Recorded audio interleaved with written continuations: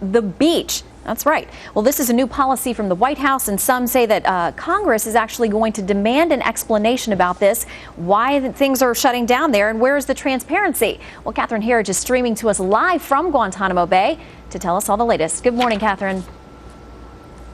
Well, thank you, Shannon.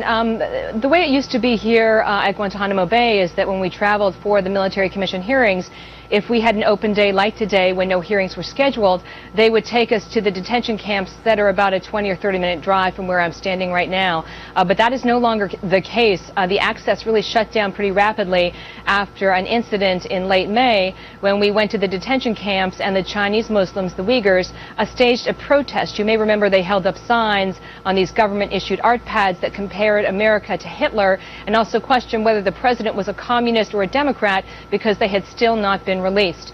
Now, this issue of limited media access has now been taken up by a senior Republican, Jim Inhofe, on the Senate Armed Services Committee, and he wrote to the White House asking for an explanation in this change in policy, and he sent that letter 2 weeks ago. It's a state-of-the-art type of a detention place.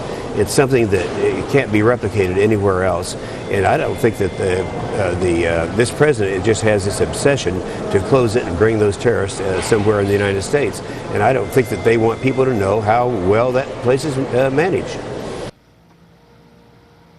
Well, the issue really, according to the senator, is that he thinks that there really ought to be broad coverage of what's happening in these detention camps as we get close to this self-imposed January deadline.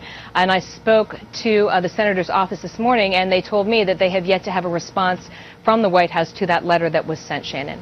All right, Catherine Herridge, always on it for us, right there on the front lines in Guantanamo Bay. Thank you, Catherine. We're about 33 minutes now past the hour. Terrorism is not far below health care in the latest Fox News poll on America's